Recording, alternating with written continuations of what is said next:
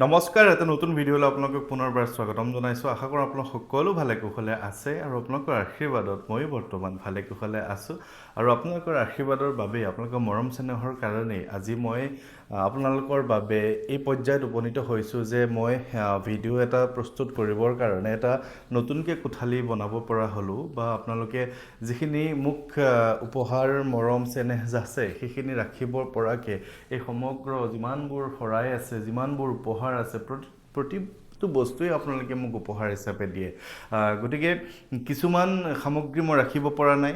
বেলেগ বেলেগ ঠাইত ৰাখিছোঁ গতিকে আপোনালোকে নাভাবিব যে মই আপোনালোকৰ বস্তুখিনি ৰখা নাই গতিকে সকলো বস্তু মই ধুনীয়াকৈ ৰাখিছোঁ আপোনালোকে আহিলে মোৰ সৈতে কথা পাতিব পৰাকৈ এইটো ৰুম বনাইছোঁ যাতে আপোনালোকে আহিলে ভালকৈ কথা চথা পাতিব পাৰোঁ লগতে আপোনালোকে দিয়া উপহাৰখিনি ধুনীয়াকৈ থৈ এটা ভিডিঅ' আছুতীয়াকৈ আপোনালোকৰ কাৰণে ঘৰত কোনো সমস্যা নোহোৱাকৈ যাতে পাতিব পাৰোঁ সেইকাৰণে মই এনেধৰণে এটা কোঠালি বনাইছোঁ আশা কৰোঁ আপোনালোকে ভালেই পাইছে আৰু আপোনালোকে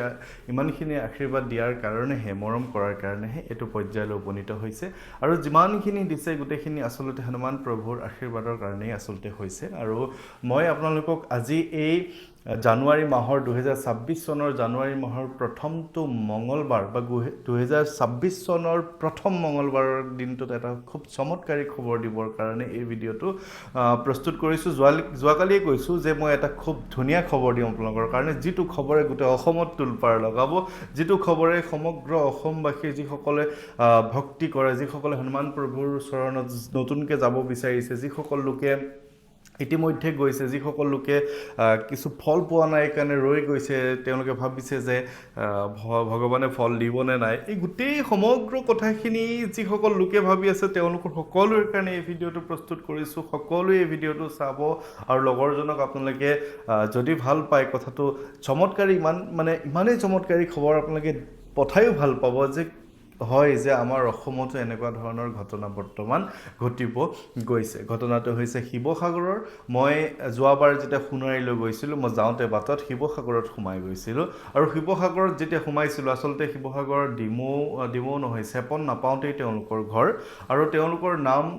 গোটেইখিনি মই কথা ক'বলৈ অকণ অসুবিধা হৈ যায় কিন্তু বৰ্তমান তেওঁ ডিব্ৰুগড় মেডিকেল কলেজত আছে চমৎকাৰী কথাটো এইটোৱেই যে তেওঁলোকে মোক ফোন কৰিছিলে এই কাৰণেই যে তেওঁলোকৰ যিটো গৰ্ভত সন্তান আছিলে সেই গৰ্ভস্থ সন্তানটোৱে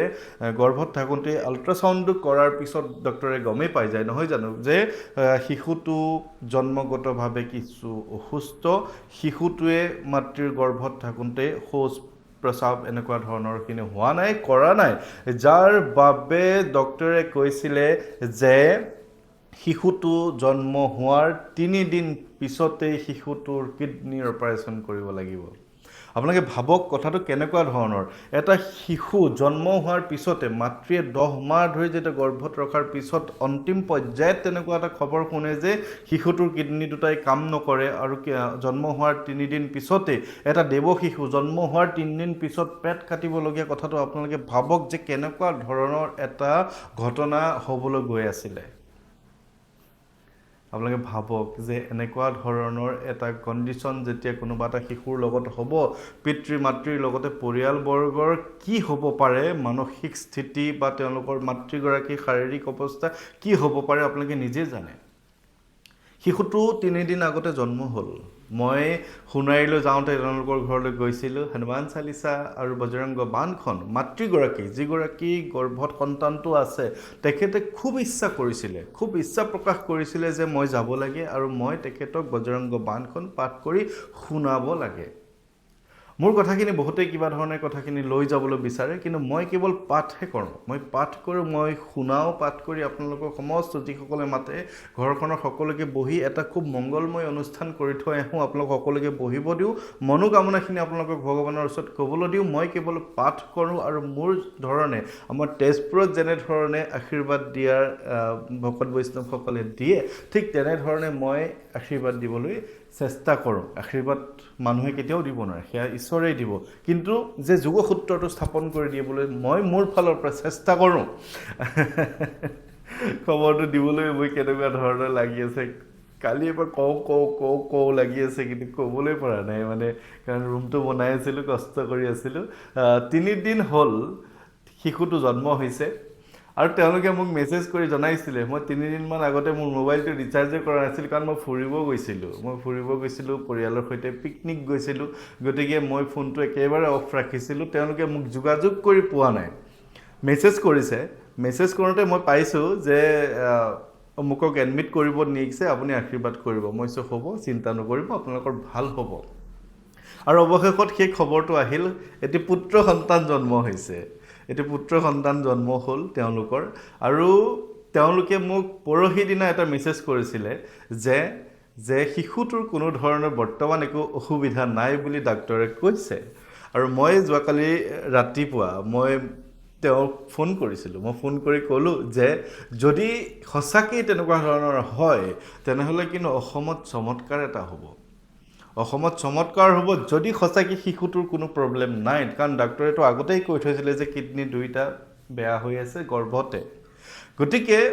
মই তেওঁলোকক ফোন কৰি এইটোৱেই কৈছিলোঁ যে যদি সঁচাকৈ এনেকুৱা হয় তেনেহ'লে চমৎকাৰ হ'ব তেওঁলোকে কৈছে ৰ'বচোন এতিয়া একেবাৰে শেষ ভৰসা